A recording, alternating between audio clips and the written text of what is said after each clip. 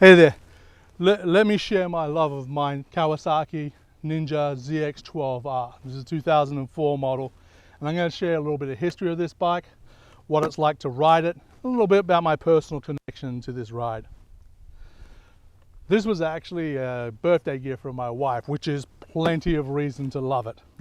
I was actually stressing over whether I wanted to spend the money when I found this one, and she made that decision for me, and I really appreciate it. But since owning it, the reality is when I walk into my garage, I'm just looking for something to go on a fun ride. This is it. This is the bike I'd take. I'm also lucky enough to own several bikes. And the reality is if I had to keep just one right now, this is the one I'd be keeping. I was in the market for a sports bike from this area, 2000 to 2004, 2005. And really the choices were this and the Suzuki Hayabusa. But when I found low mileage Suzuki Hayabusas, they tend to either be heavily modified or they just been beaten on. And while people did that to this bike as well, it just wasn't as common. When I got my hands on this one, it had less than 15,000 miles on it. And it was in great stock condition. Very few changes from what it would have looked like outside the factory. I'd been over it really carefully, so I knew there wasn't a whole lot that needed to be done to it. But I did do the normal things. I put new tires on it. I did change the spark plugs while I had the opportunity. And we put some integrated turn signals on the back and did some rewiring. We also put a license plate holder on it just to make it legal for the road.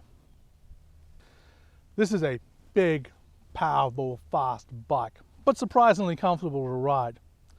While Suzuki designed something very unique looking with its Hayabusa, Kawasaki really was concentrating on the engineering and basically just took their current Ninja model and made it bigger in various directions.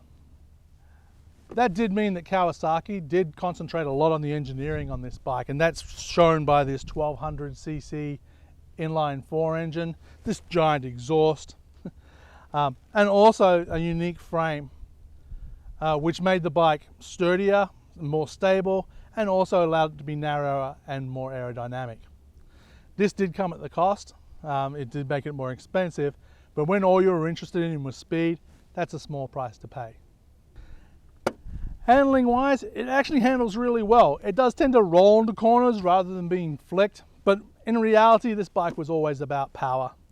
It whispers to you, urging you to go that little bit faster, and believe me, when you want it to, it delivers. The thing I like most about this bike is that despite the fact I do fit perfectly well on my GSX-R 600 and my daughter's R3, this bike really fits my 6'3" frame. It doesn't feel like I'm dwarfing it at all. In fact, I feel small on this bike. And I love how, even for 2004, this bike is really simple. There's no electronic aids on this. This is you and a big engine. No ABS, no traction control, no electronic aids, just you riding that bike down the road. Also, the factory brakes are kind of questionable for the sort of speed you can do on this, so you have to be really careful. This is absolutely not a bike for a beginner. You should look at my beginner series to talk about what bike you should be getting as a beginner. This is not it. In the end, this thing's about speed. I've got this on a track up to 150 miles per hour, and on the road, I've taken it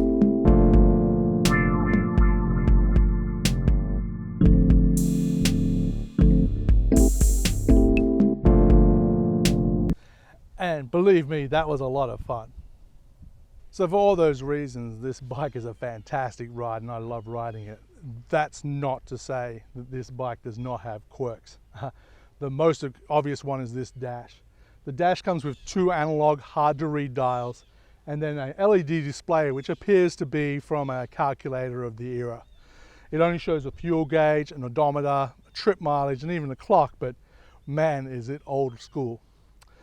But my favorite part is actually the speedometer. Now it goes up to 200 miles an hour, which is appropriate. This bike's pretty much capable of that. But the font is so small that it's impossible to read at speed. And the only way to know how fast you're going is to have experience on the bike and kind of know where the needle is to know how fast you're going. The other thing that's really interesting is that the battery's not under the seat as you'd expect in almost every bike you'll ever own. Because of the way the frame works, there's actually an aluminum piece right here. So there's no way to do that. So what the engineers did instead was they created a slide out tray on the right hand side of this bike.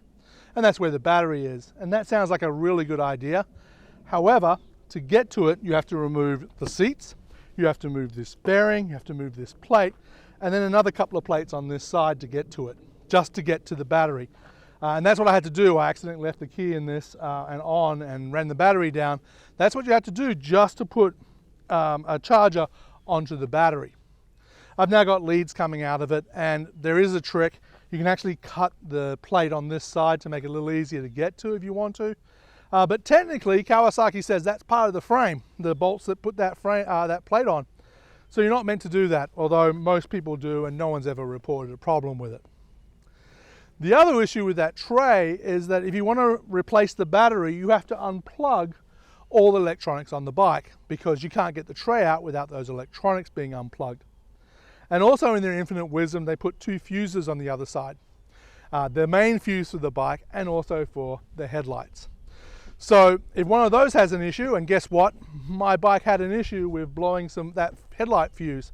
You have to do everything. You have to take everything off, unplug all the electronics, slide that tray out, replace the fuse, and then hope it works again. That takes about 40 minutes to unplug everything and put everything back together.